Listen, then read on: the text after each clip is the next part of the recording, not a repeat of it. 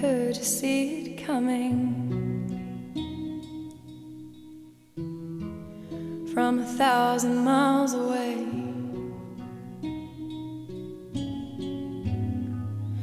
it was simply bound to happen, plain as day.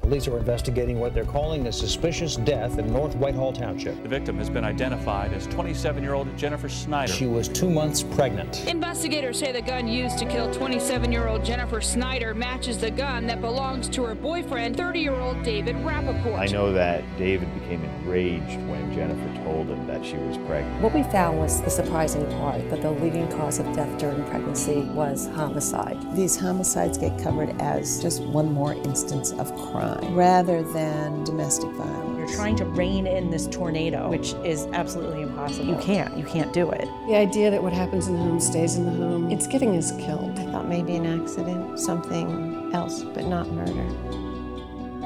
She died because she was pregnant. Right.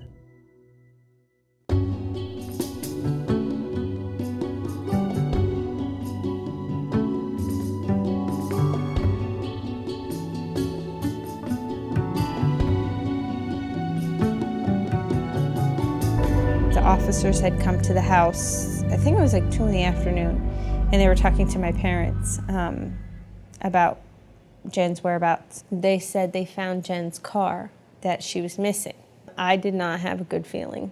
And we had discussed her going to the ultrasound and kind of couldn't wait till that happened to see if everything, of course, was okay and if we knew what it was. I think we all knew because she was very, very excited to go to her appointment that morning, and nobody had heard from her. Jen would have never not called after the ultrasound. I think I actually hoped that she had run off with him. Jennifer's vehicle was found in a parking lot behind a commercial business property. Someone saw suspicious evidence of blood, shell casing in the front floor of the vehicle, and summoned the Pennsylvania State Police. Their first activity was to encounter Jennifer's roommate. The police came to work.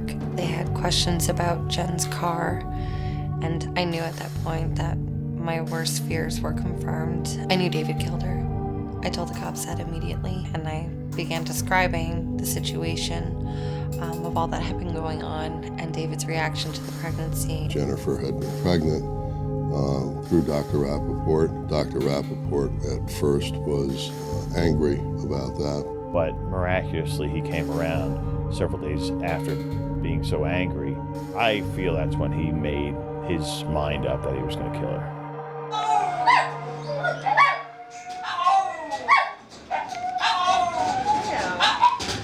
When Jen met David, he had become a full-time veterinarian at our practice. They seemed to develop an instantaneous friendship, always joking around, making references to movie quotes and things like that. And he became quite witty and charming.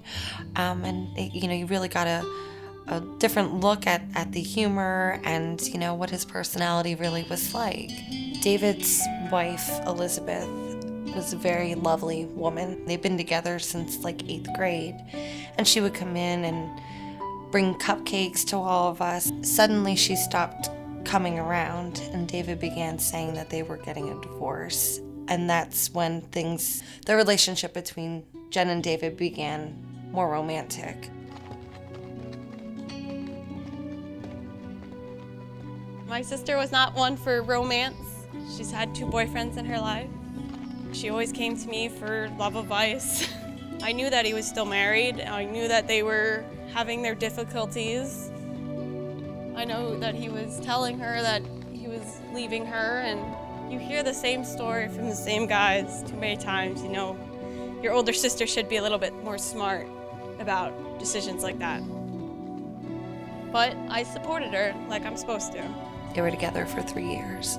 There was some drama. Elizabeth had come in to work after closing and was very, very upset.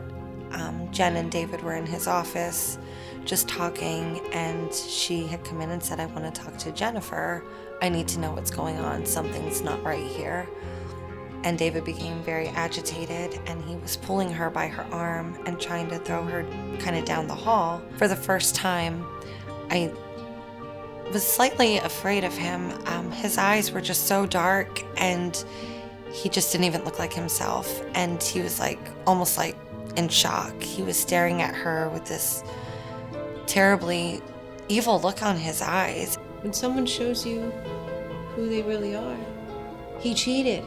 I knew the situation between David and Jen, and I kind of tiptoed around it and felt that she was capable of handling what she was handling.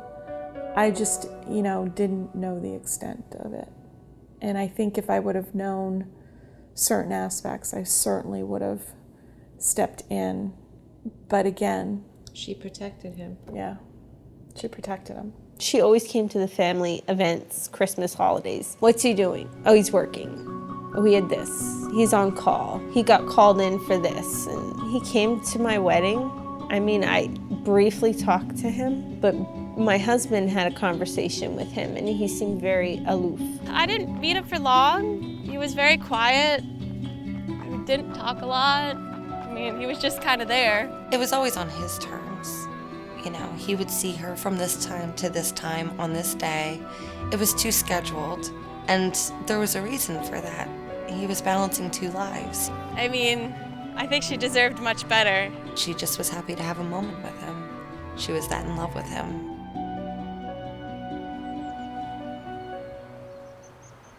Well, I'm a journalist who specializes in reporting on psychological issues, what drives human behavior, especially behavior that seems unknowable. I started taking note of cases of mysteriously vanishing women, and I started wondering if there was something bigger going on here. I started finding dozens, then hundreds, ultimately to this day, thousands of cases. I called these eraser killings or erasures because erasing the victim was both the MO and it was also the means to an end in itself. Probably the single biggest factor I found in cases was a child, an impending child.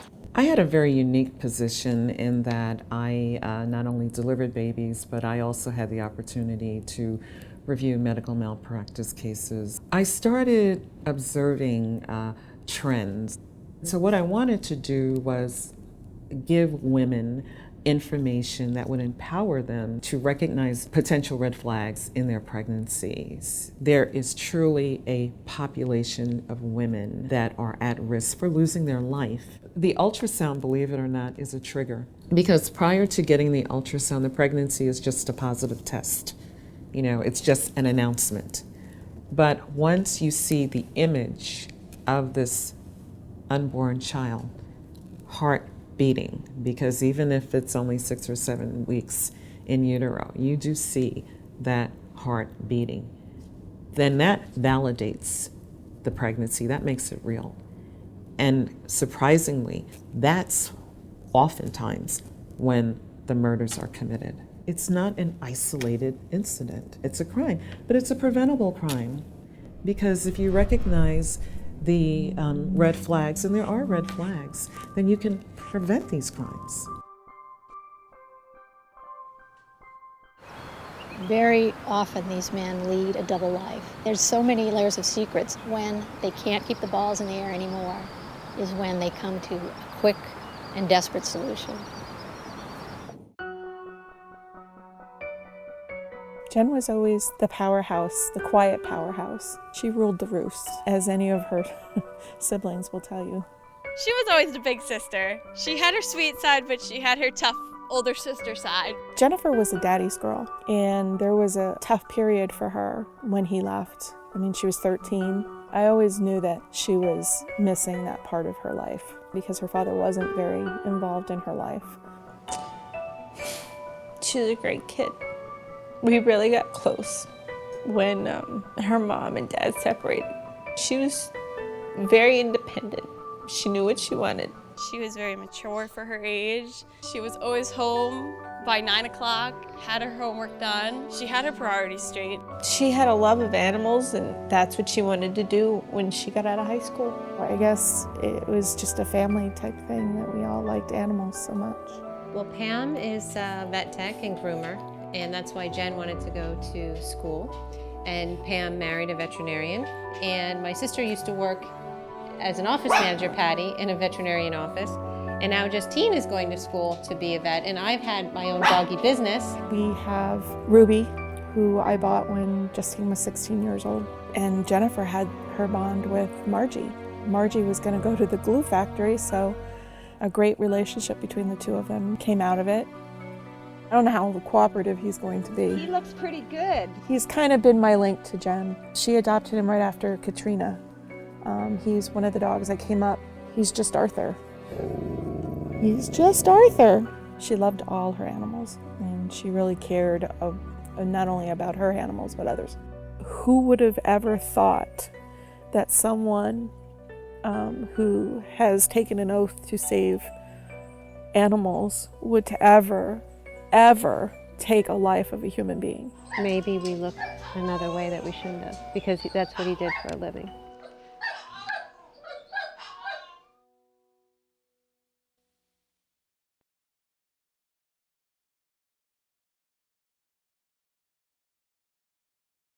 I started this film because of that 2001 study that you did with Dr. Haran. And I read it, and I was blown away. Yeah, well, we were just as surprised by the results as you were. We were strictly looking at maternal mortality, what women were dying of during pregnancy or the year after pregnancy. Traditionally, when you talk to OBGYNs who really look at pregnancy-associated mortality, the leading causes of death are the medical reasons: hemorrhage, hypertensive disorders of pregnancy, embolism, infection. But we wanted to look at everything. What we found was the surprising part, that the leading cause of death during pregnancy and within the year after was homicide. So it literally launched the whole emphasis on intimate partner violence and homicides during pregnancy. For the next few years, we kind of gathered information, added 10 years of data to our initial study, and if you actually take out the unknown cases, like the open cases that the police department didn't solve yet, it was 2 out of 3 homicides were perpetrated by an intimate partner. I wrote my dissertation on pregnancy-associated domestic violence. There had been a good amount of research in that area, but largely the findings were contradictory. What I found is that pregnancy increases the risk for domestic violence, both lethal and non-lethal, compared to those women who are not pregnant. One of the things that my research showed is that power and control is a stronger predictor for lethal domestic violence than even physical abuse.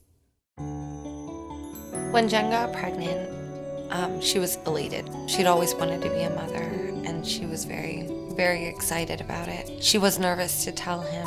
I think part of her expected him to be very excited.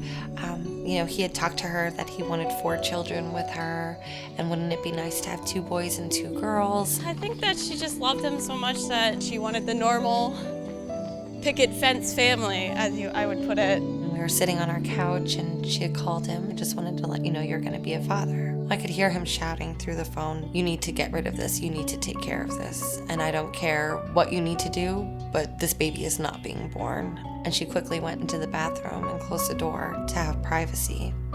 And I heard her crying and saying, "I don't need you to be in this baby's life. I don't need you to be on the birth certificate. You're the father. I just thought you would want to know. I'm 27 years old. I wanted to be a mother my whole life. I can do this without you." I remember having an hour-long conversation with her that night before she told anybody in the family. I was the first to know. I was excited, but she told me that David was not thrilled about it, and she worried.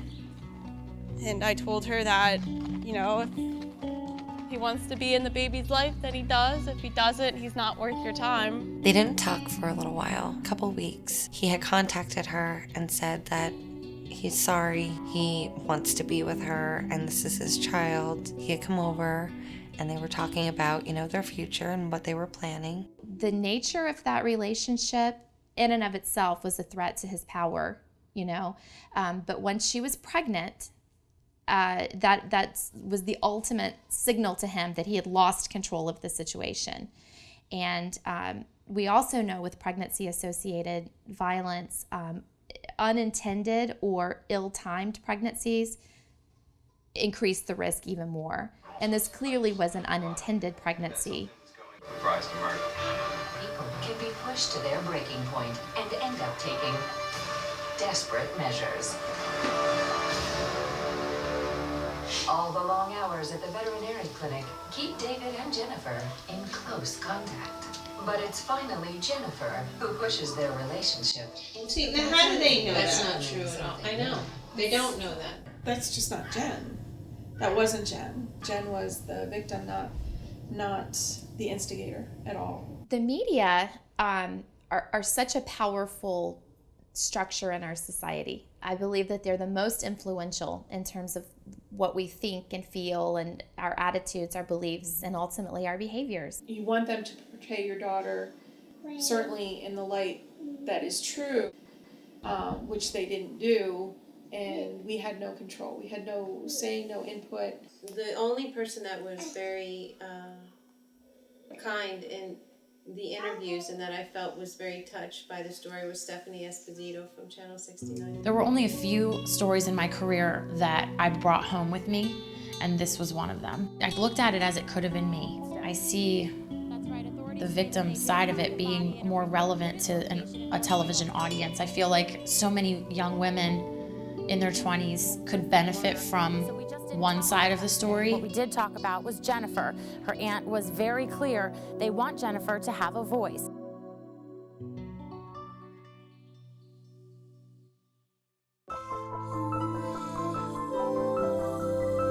I was not in a good place when we met. The relationship with my father left me exposed, needy, unsure. Failed relationships made me feel like a failure.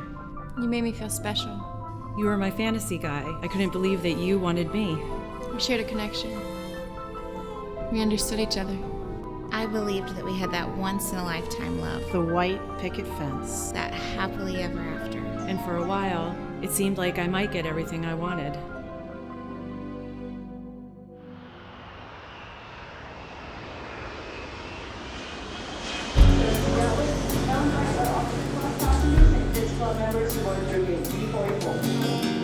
You get older and you think you know a thing or two, but I forgot all my lessons learned when I learned about you. Ooh, you're a truck on ice going round a bend. We're Jen's peers. We have our voices, we have our stories, and we can tell them. I wanted someone a little older than me, tall, nice looking. I was 20 years old, so I didn't ask for enough specifics, like for him to be nice. Our relationship happened really fast, and he was 9 years younger than me. Growing up in a childhood of abuse, you would think that I would recognize abuse, but I didn't. I didn't see myself in that situation. I didn't know anything about emotional abuse, financial abuse, all the, other ways that you can be abused. The emotional abuse, it's the crazy making. I just couldn't even figure out what was true. That was probably harder than even the physical abuse, was the deception. And it's scary because you put all your trust in this person. I didn't have a voice for 7 years. It slowly went away. I haven't had a voice prior to this. I didn't know my story. I am somebody's voice. We have a chance. We can't waste it. Maybe help someone who could be in the situation or isn't sure or is in denial. Jen's life shouldn't be forgotten. She was like one of us. I'm just glad to bring all the facets together and, speak loudly for Jen. Well, I was a school nurse in a small town, Dayton, Ohio. Back then, if you got pregnant and you were in high school, you were kicked out of school. One of those young ladies I got to know really well, her name was Annie, the father of the baby, Tyrone. I also knew, loved, and adored. I started on my master's degree in community health nursing, and I decided to work with young African American women. I went to the mortality tables, and the #1 cause of death, homicide. And what I found, which is still true today, is that when women are killed, they're most often killed by a husband, boyfriend, ex-husband, ex-boyfriend. And while I'm writing up this data, Annie was killed by Tyrone. 30 years later, I still cry. We know that homicide is just the tip of the iceberg, and that there's a huge problem going on with just women being beaten, being strangled, emotionally threatened during pregnancy and afterwards. People think of abuse as just someone hitting you, but the emotional part can be just as bad and just as many health effects. What we know from talking with victims, the psychological and emotional abuse, which is the way that power and control presents, is much more catastrophic to their well-being than the physical abuse. A lot of the forms of control that we're talking about are invisible in plain sight. And the reason they're invisible is because they involve the regulation of activities which are assigned to women by default simply because they're women. In the sort of classic domestic violence scenario, the abusive person, and it's most often a man, is also very controlling, and that many times the hitting is just a small piece of it. One that unfortunately can get worse and severe and escalate to homicide or near homicide very suddenly. It was July 9th, 2002, when my big sister called, and she said, "Have you heard from Amy? She hasn't been to work in 3 days." And I said, "He killed her." And I was talking about her live-in boyfriend, and then we found the note on the inside of her desk drawer. It was taped in there, and it said, "If I am missing or dead, pick up Ron Ball." Harriet Tubman said, "I saved 1,000 slaves. I would have saved 1,000 more if they had known they were slaves." And that resonated with me. You can see it far more easily in somebody else's life than you can see it in your own. It's vital that women share stories.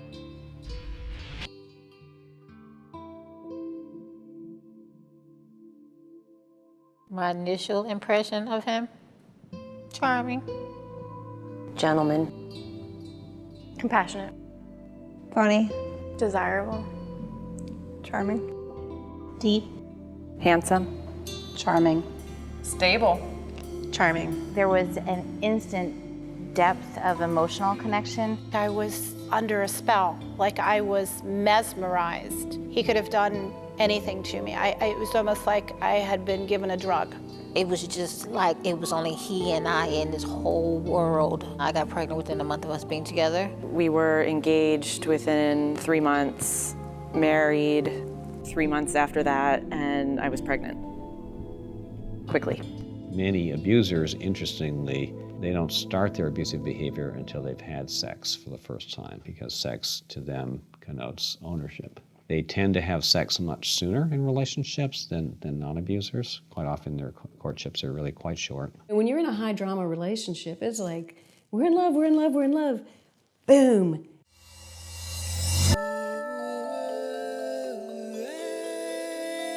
We did have the connection through dance. We both loved dance. It was something that consumed both of our lives. We understood that about each other. All of our dances were just amazing, and we had this deep connection, and I just didn't want that moment to end. And it's like I was the center of his universe, which at that time felt good. He swept me off my feet. And that's exactly what I was waiting for, actually, because I'd never really been in a serious relationship. This was my first serious relationship. He was the first guy I ever fell in love with.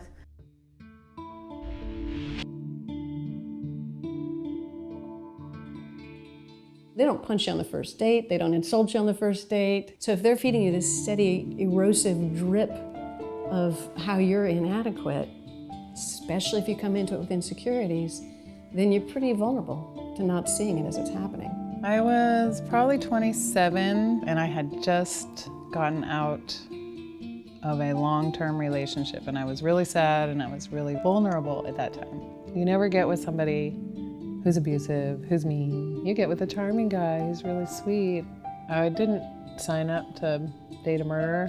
I was 3 years out of a divorce. I was like, here's this guy, and oh my gosh, he's so dreamy, and I'm so lucky because I've probably low self-esteem. I'm the single mom, and I'm damaged goods, and he just loves me. I just didn't see it for what it was.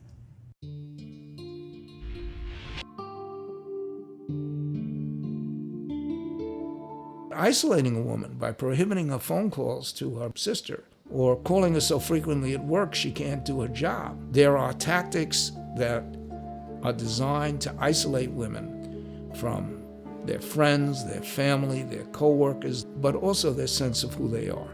Because we are not just individuals, we're individuals in relations. We're talking every day, you know, what are you doing, you know, where are you? At first it was a little, it was maybe very slightly off-putting, but I just kind of dismissed it as this is new, we're just getting to know each other. When I met him, I'd been living in DC for a decade. I had, you know, a support system of friends, and I had an active social life, and the more and more I was with him, the less and less I was really seeing my friends. Don't hang out with your friends, don't hang out with your roommate, I don't like her. Anyone or anything that took attention and time away from him. Moving on to a military base, you don't even have to go off it. You have the commissary, you have the PX for shopping, you've got the hair salons are there, everything you know, it's this little like 1950s life, and that just so wasn't me. It's like I don't even recognize that girl. I couldn't go outside. Instead of like us going together, he would just go, you know. And then I started noticing there was a pattern, like he doesn't let me go outside. And then that's when it started to get like, you know, that's a little too much. But then he just started getting more aggressive after that.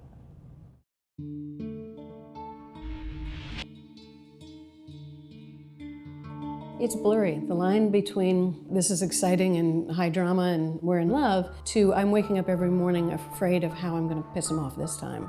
Every morning. Now what am I going to do wrong? Going from yee-haw to I'm afraid is a very gradual thing. I mean, you find yourself cowering in a corner just from little incremental fixes and corrections. And this idea that I had in my head of what emotional abuse was someone, you know, like screaming with rage and pointing their finger.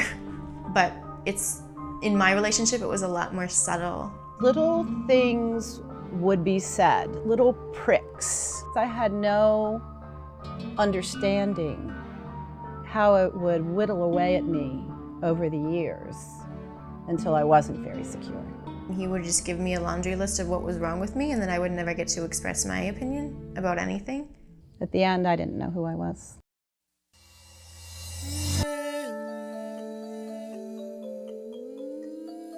I had disclosed to him that 2 years prior to meeting him, I had been sexually assaulted on campus. And right after that, he told me, it's your fault, you deserved it, you had it coming. And he made me tell him exactly what happened over and over and over again. Whore, you're a slut, you're a bitch, you're a cunt. Character assassinations, humiliation, embarrassment, criticism, everything.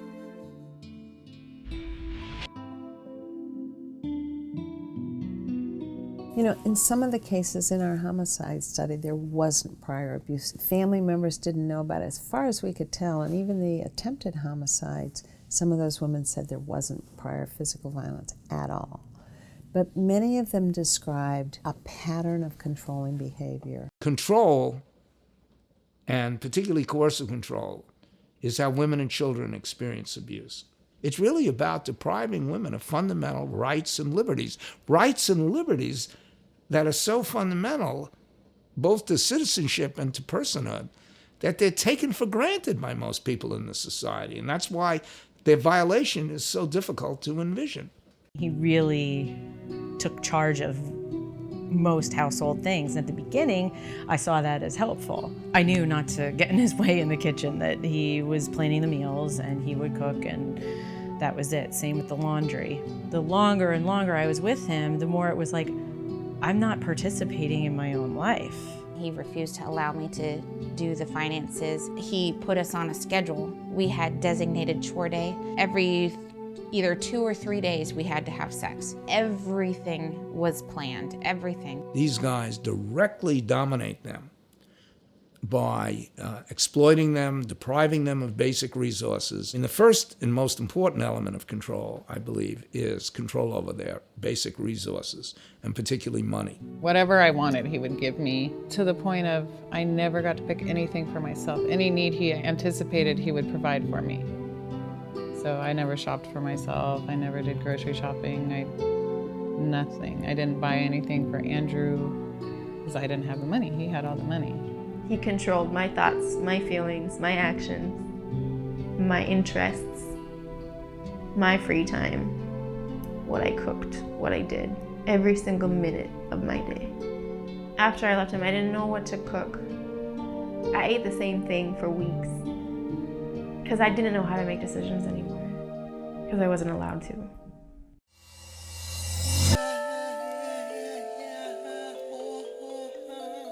Well, I was 40 years old, and I was going through a divorce, and he was my daughter's soccer coach. He was a secret because I couldn't share with my children that I was secretly seeing the soccer coach. But that relationship allowed him to have his life in order and keep me in a place where he could manage me. It compromises your morals, that by the end, you don't even know what you believe anymore.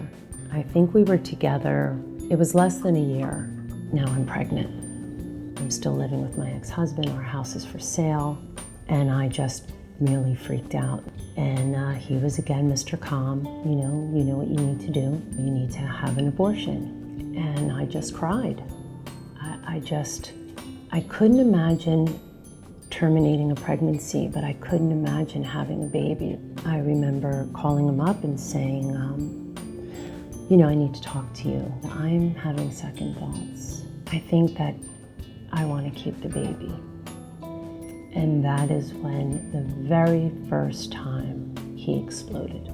I mean, cried, cursed, screamed, and like I betrayed him.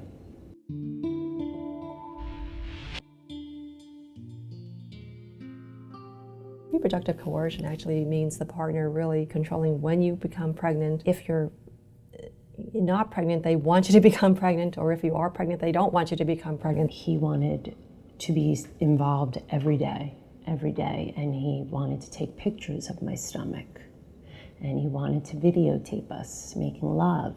I discovered I could never find my birth control pills. They were always missing, gone. And I, would ask him, I'm like, are you taking my pills and hiding my pills? He became, I think, fixated on the fact that, he was in control of this, that he had created this and he would end it, and this was his design. And then I said, Eric, this isn't a joke. I will get pregnant. Shortly after that, I was pregnant.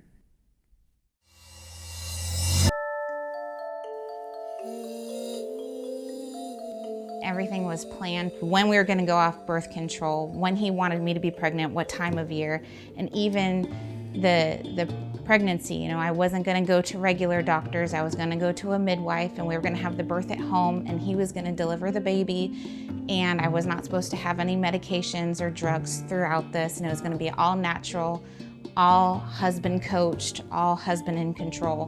But then when my daughter came early, and it was an emergency C-section, which obviously there's drugs, and then she ended up being in the NICU for a month. It flipped everything. Like every single detailed piece of control and how things were supposed to happen just rotated on its axis. And there wasn't anything I could do that was right. He didn't want us to go back on birth control. And so when my daughter was 3 months old, I found out that I was pregnant again. For the next 3 years, I was pregnant.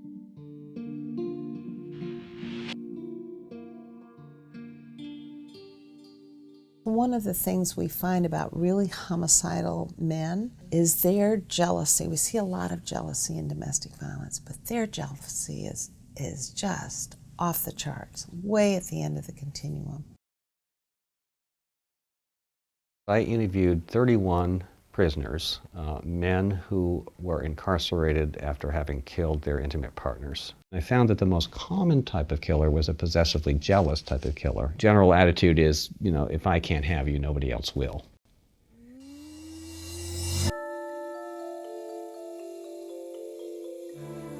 He was very jealous, and at first I thought it was really cute, but then it started getting more and more and scarier. He was really possessive of my cell phone and wanting to look at my phone and messages. After I found out I was pregnant, I was scared because of the things he kept saying. He would always, wonder if he was the father of my daughter or not. It's like, I know that child's not mine. The jealousy, escalated to violence. He looked at me and he had like this blank stare in his face, and he charged at me, grabbing me by my neck, bashing my head up, back and forth up against the wall, and he wouldn't let go. His eyes completely changed colors, and when I was looking at him, it didn't even look like it was him.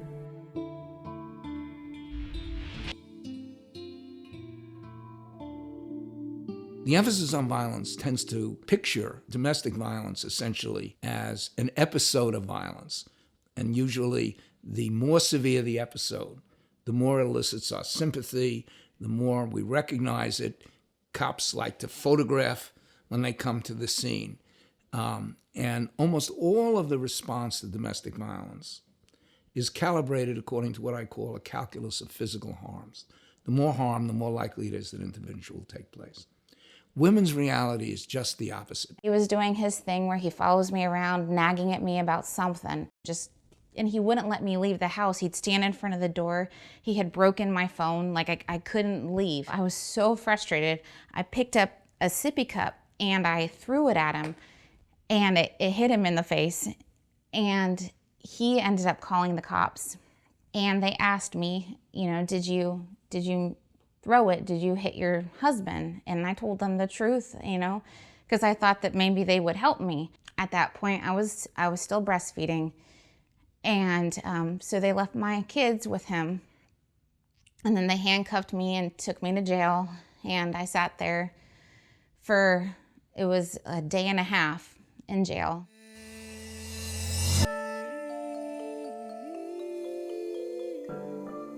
I was 16 years old. We had had a discussion, neither of us wanted to have sex before we were married and things like that. One Valentine's Day, he tried to go further than I had wanted to, and I told him no. He held me down and cut my abdomen, cut an X on my abdomen with a buck knife, and told me that if I wouldn't allow him to have it, he would make sure that no one else ever wanted it. As it went on and he was more violent, he would burn me with cigarettes, cigarette lighters, and he started to tie me to trees. He would take me into the woods near his house and either use bungee cords or paracord or anything really, and tie me to trees, and he would shoot around me, around my silhouette. And every time afterwards, he would say, "Remember, don't tell. And if you tell, I'll kill your family." And at that point, I had every reason to believe that he would follow through on that.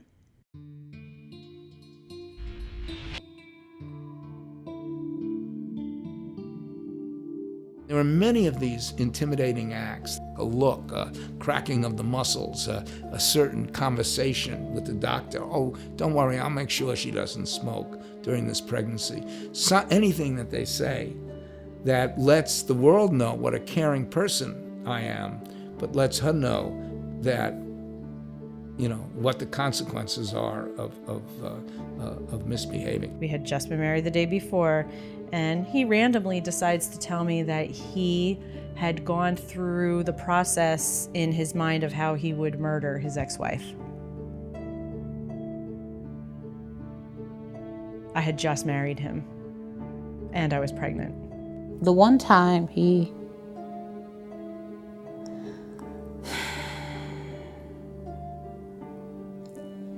told me that if I left him, he would blow my brains out. I said, I will not be treated like this. I don't want to live like this, and I'll leave you. And his response was, if you mess with my life, I'll put a bullet through your head. I woke up one morning and my son was crying. He said, will you shut that kid up? And in all my boldness, I said, he's just a little boy, and took me by my throat and slammed me up against the refrigerator. And the blackness in his eyes, like, I mean, he'd hit me, he'd kicked me. I mean, he called me everything, and I lived this controlled life. But that day, like, looking in his eyes, I knew he wanted to kill me. And I mean, they were black, just black. And then he made a comment about how he was gonna kill my little idols. Just the thought of him hurting my kids, it broke something in me. A few weeks before Jen's passing, it was quite eerie. We were talking about death, and then her eyes filled with tears. She said, or could you imagine when people get murdered, having a gun shoved in your mouth and being like, oh my God, I'm never going to see my friends, my family, my mom again. Almost wondering if there's some kind of premonitory situation there that she was feeling, or if there was some sort of threat that nobody knew about. It's important to teach people, who are in relationships, whether they know that they're unhealthy or not, to pay attention to instinct. A feeling of fear is never a healthy thing in the context of a relationship, of any relationship.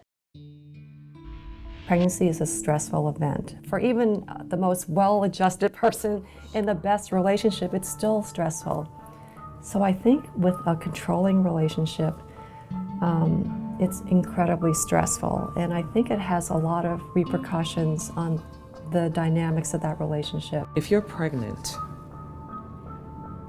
denial can kill you. If you're involved with someone who really doesn't want to be the responsibility of being a father. Jen put her own needs second and everyone else's needs first. And that's Jen. Until she became pregnant, and then she put that baby's needs first. I think she was preparing herself for, him not being involved in the baby. Some of the women said they were abused for the first time during a pregnancy. And again, this would be usually a jealousy thing. She would talk about the baby, she would plan for the baby, she was clearly divided in her attention. And some guys just really had a problem with that. When I was pregnant, the violence was getting worse. But when I had my daughter, I felt completely that I could just be attacked for no reason at all. I was pregnant with Rihanna. All of a sudden, bam, I get hit in the head. And I'm thinking he's hitting me in the head with the beer can. No, ma'am.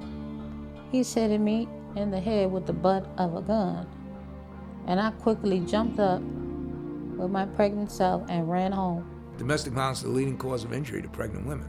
There's absolutely no question about it. Once you know about domestic violence in a pregnant woman, it may change how you deal with the pregnancy. When we look closely at the stories, and we did this with conjunction with the police department, it was definite if they hadn't been pregnant, they really would not have died. It was so associated with the pregnancy. I really believe that health providers can have an important role in helping women prevent violence in their lives. And we can actually help prevent homicide being a leading cause of death during pregnancy. Once she gets pregnant, oftentimes the abuse subsides. But if he continues to hit her during pregnancy, now that's a very violent man.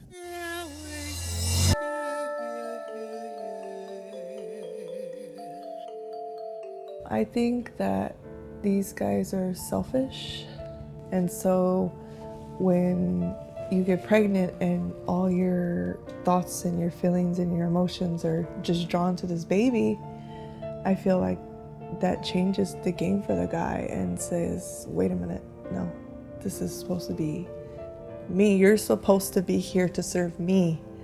And now you can't be because, you know, you have this natural thing that's drawing you to this baby, and that's a force that is hard for him to get in between of. You know, how you tell a mom she can't love her baby. Your reaction to my pregnancy made me feel sick, guilty, confused. I thought I could change your reactions if I just tried harder. I wanted so badly to believe in you, in us. Your anger terrified me. The jealousy, The little lies, the deception. I learned to live a double life too. I couldn't understand why my pregnancy turned you into such a monster. It's okay. I'll take care of myself and my baby. I do not need you.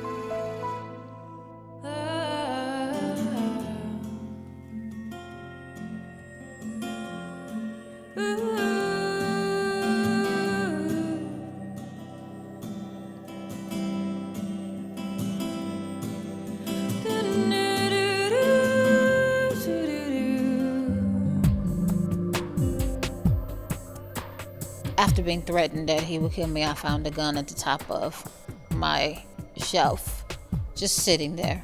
Came to my house with a shotgun throughout the whole night, arguing, just playing around with the knife in the dark, talking to me. You think I couldn't kill you and get away with it or make it look like an accident? You have no idea what I can do.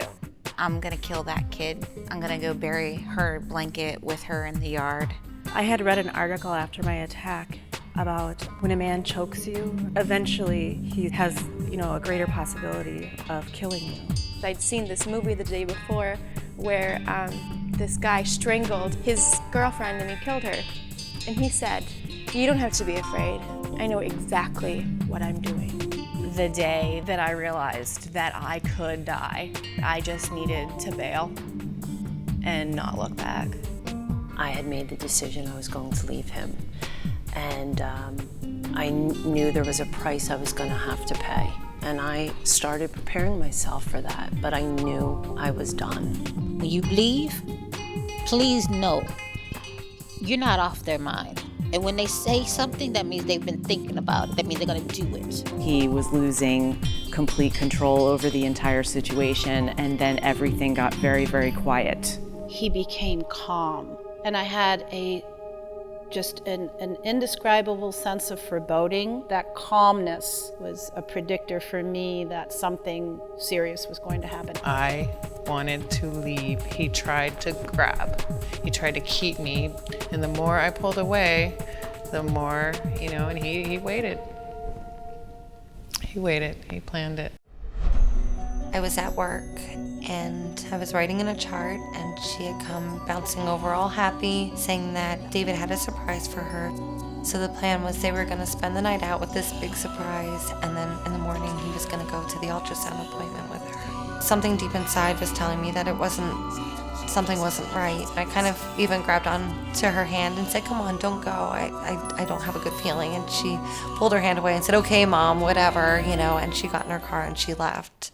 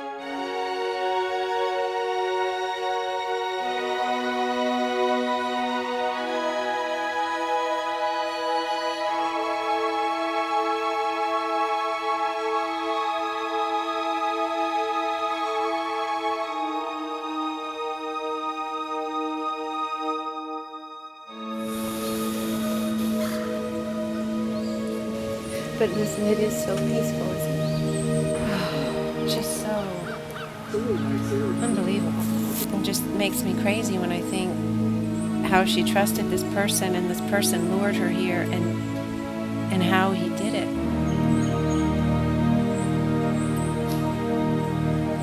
Jimmy.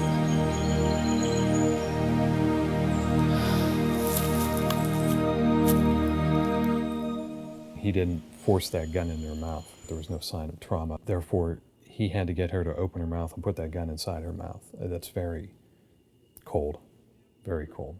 You have to be somewhere on the narcissist scale in order to think that you live in such a vacuum that you can just go shoot somebody and continue on with your life. Killing Jennifer was the worst possible solution, obviously.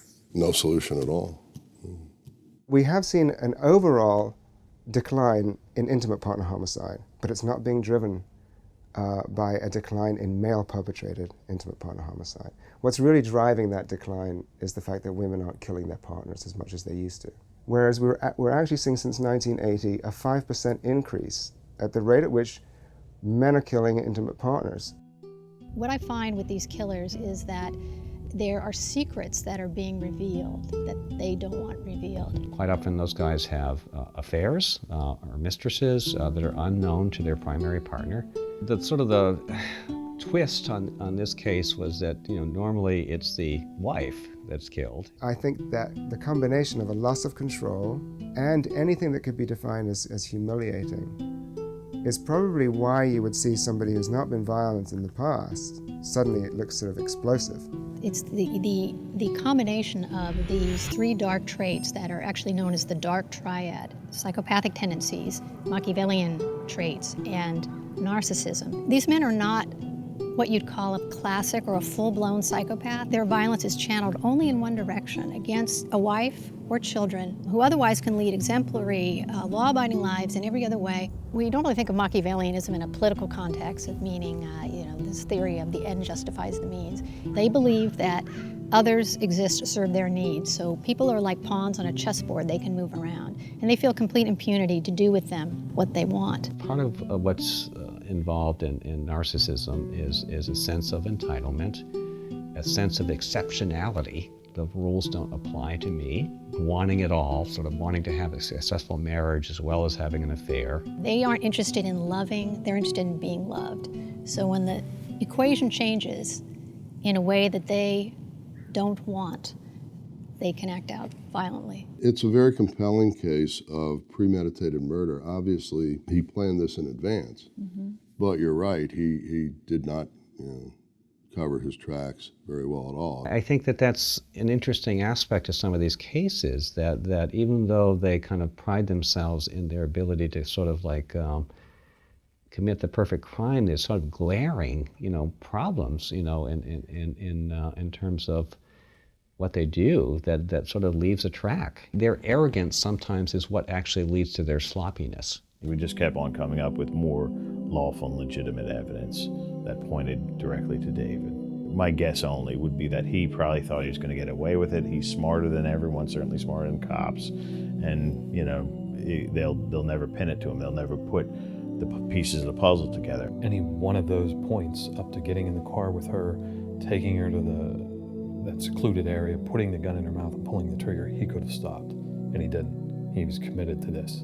We have to look at these cases with some understanding of a pattern, of a larger pattern, to be able to respond quickly, to try to solve them, and to get some kind of peace. I won't call it closure, because there's never closure from this kind of crime, but some kind of justice. A married veterinarian accused of murdering his pregnant girlfriend and dumping her body on the side of the road says he did it. David Rappaport comped a plea today that took the death penalty off the table. David Rappaport stood in court and told Snyder's family he was monumentally sorry for killing Snyder and would regret it for the rest of his life. I was surprised by the content of his statement. It didn't appear to be all that sincere to me. I would have expected a more remorse, more contriteness, if you will, maybe some emotion. I would have thought that, maybe going off to prison for the rest of your life as a 31-year-old man, you might get some better sense of yourself, offering less excuses, if you will.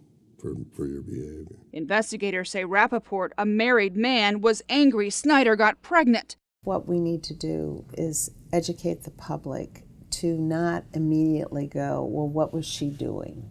It doesn't matter what somebody was doing. It's not okay to hit, and it's certainly not okay to kill. We know that 1 in 4 women are going to be victims of physical violence at the hands of an intimate partner in her lifetime.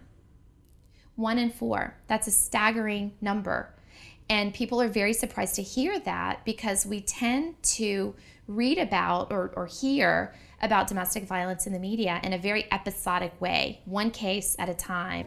You know, as a reporter, oftentimes you have to crank out a story, learn an issue quickly, get the pros, the cons, you know, throw it together and be done with it. There's a lot of pressure in today's media world to be quick.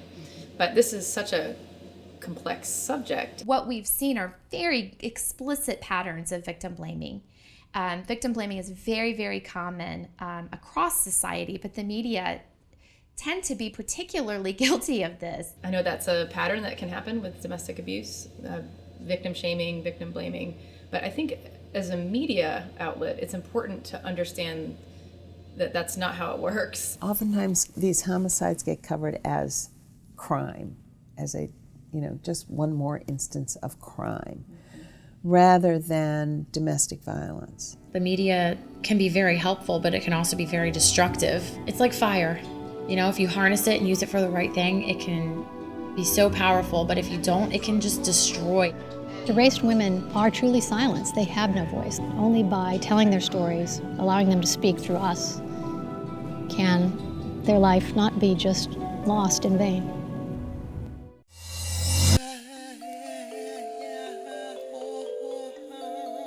It was like my life was just imploding slowly. My eyes were opened and I was like, wow, I mean, he's dangerous. And I heard like, I heard, you know that sound. Of course, it was denied subsequently up and down, but he had like multiple handguns, multiple shotguns. I know that sound. I heard it and I was like, I'm out of here. So I ran to the front of the house, opened the front door and stood on the porch and called 911. I'm screaming, he's got a gun, he's leaving with our baby, please help. He got back to the house, parked the car, got the baby back into the crib, all before the cops got there. I was never able to prove any of it, so he was never arrested. We're getting really good laws that are supposed to be protecting women who are victims of domestic violence. We're really failing women when it comes to enforcing restraining orders, all the way through every level of the criminal justice system, but it begins with the call to the police. I had just moved into an apartment of my own. We go out to my car. On the passenger side, the tire was, clearly slashed. So I was like, oh shit, like he found me. My dad goes to leave. Katie called 911, Tom is here. And then it was crazy. Like all of a sudden he was like at the door. My dad and I were on the other side, pushing against him. And my dad had like almost gotten the door locked and it was bam, bam, bam. And I just remember like my hand just like exploding. I heard boom and I heard my dad grunt. And so I thought I thought my dad died. So then William wound up saying, don't do it, Daddy, don't shoot Mommy. They always ask, why don't women leave? The answer is that they actually do try to leave many, many times. But the other part of it is that it's not very rational. We know that that's the riskiest time, the most vulnerable time for women is when they make any kind of proactive step to leave.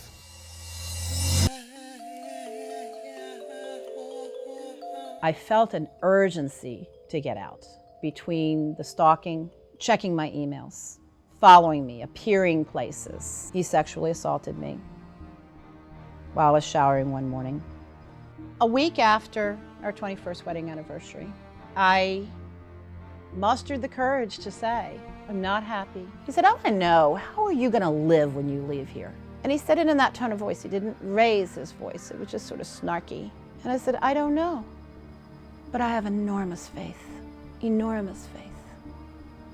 And he walked out of the bedroom. And I heard him come back down the hall and I sat the laptop down again. He had his hands by his side And he stood at the foot of my bed, and his hand was under a towel, and he held it up like a child holds a play gun. And I immediately knew. And he said, "I love you too much to live without you." So I immediately stood up, and he clipped me on the chest. And I had to run past him and away from him while he continued shooting me. Somewhere in there, my daughter called out, "Mommy, Mommy, what's happening?" She seemed like she was really close as I was running away. And I said, "Daddy shot me. Get out of the house. Call 911. Get out of the house. Call 911. I had heard a final shot. I didn't know who he'd shot. One of the threats was they may say, "I'll kill myself if you leave me." The trouble is, if it's linked to her, he may take her with him. Right. And we see these homicide-suicides. They tend to be intensely jealous. They tend to be married longer, so they have a lot more investment in the relationship. They feel that there's not really a viable life for themselves after the relationship has ended.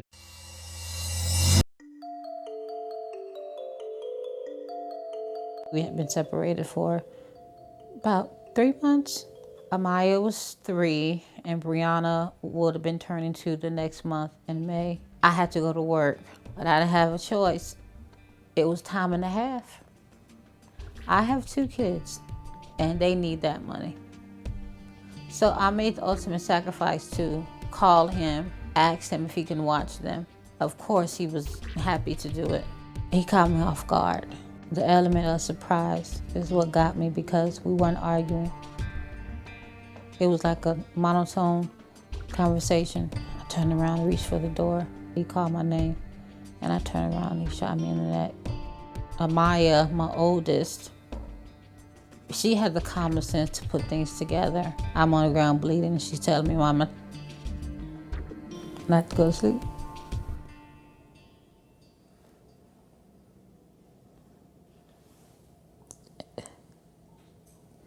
That's not something a child should have to tell their parent. It's been 10 years.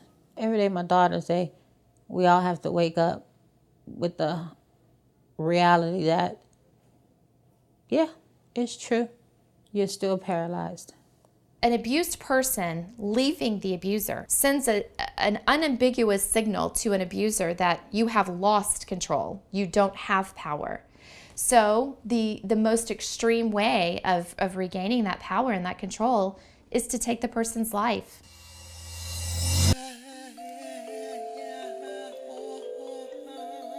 He attacked me because he had no more control over me. I was leaving him. I just told him, we are fundamentally different. I don't want to be with you. I don't love you anymore. I don't know how to leave you because I want to be Andrew's mommy.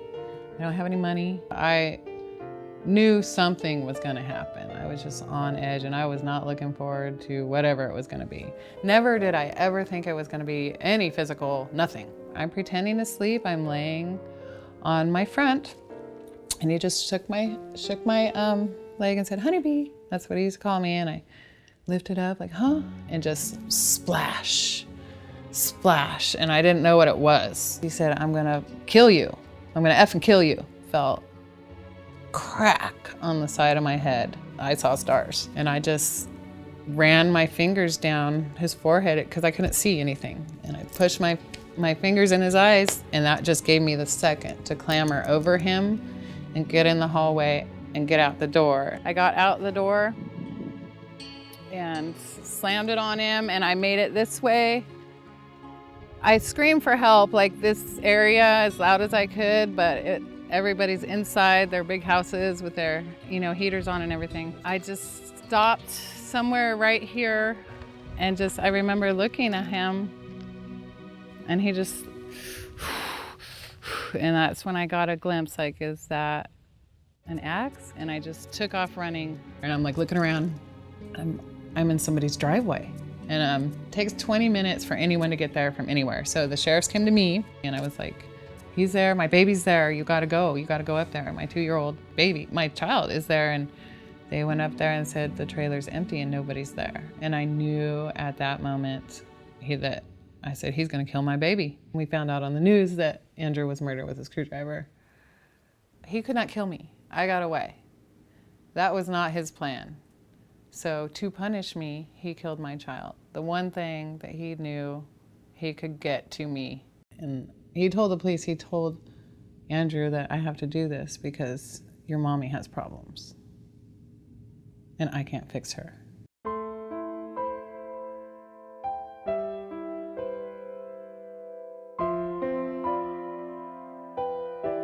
I ignored my fears. Dismissed my experience. There was a voice within that told me to get out. I didn't listen. I didn't understand the urgency. I silenced my own voice. Right up to the end, I never imagined what you were capable of. Clarity came too late. I paid the ultimate price.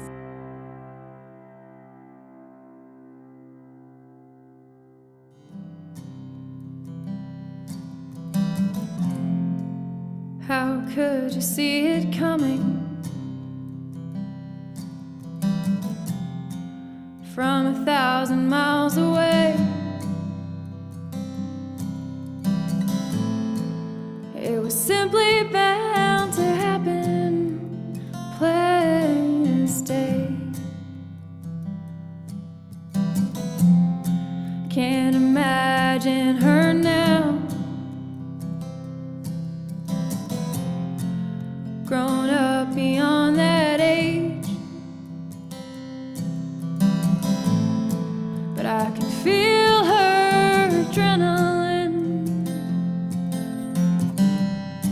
and the roar from the stage. I see you in my dreams, and I hear you in the chimes. And if I could bring you back somehow, well, it would be just like old times. Well, you can't go back and change it. Cross your fingers, knock on wood. Nobody knows when that whistle's gonna blow, and that train pulls out for good. I see you in my dreams, and I hear you in the chimes. And if I could bring you back somehow, it would be just like old times. It would be just like old times. Sometimes I'll wake up and I forget how you're gone.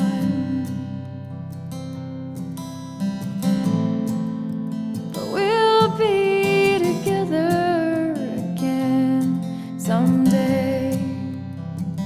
Before long, I see you in my dreams, and I hear you in the chimes.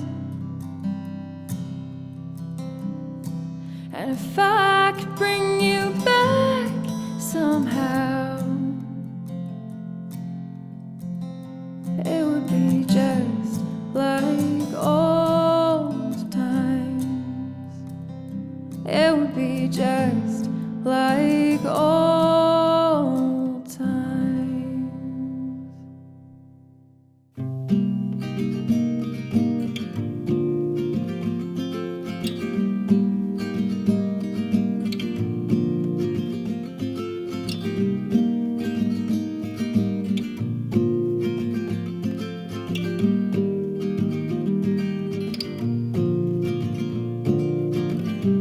separated by miles and miles. We are opposites who never thought we'd get this far. But I remember cause and effect, and I don't regret it yet. There are days I wanna run from you. There are days that I actually do. I say I don't need you, I don't need anyone. I say, oh, I'm coming undone. Oh, we made it through another day. With your arms, my blanket, and my eyes, your cave. I realized that I was sink or swim. I've never been too good in the ocean. I called to you that dark shape out there, and you waved, but didn't hear. Oh, we made it through another day. With your arms, my blanket, and my eyes, your cave. So I guess I've got a choice. I could leave or I could wait here for you.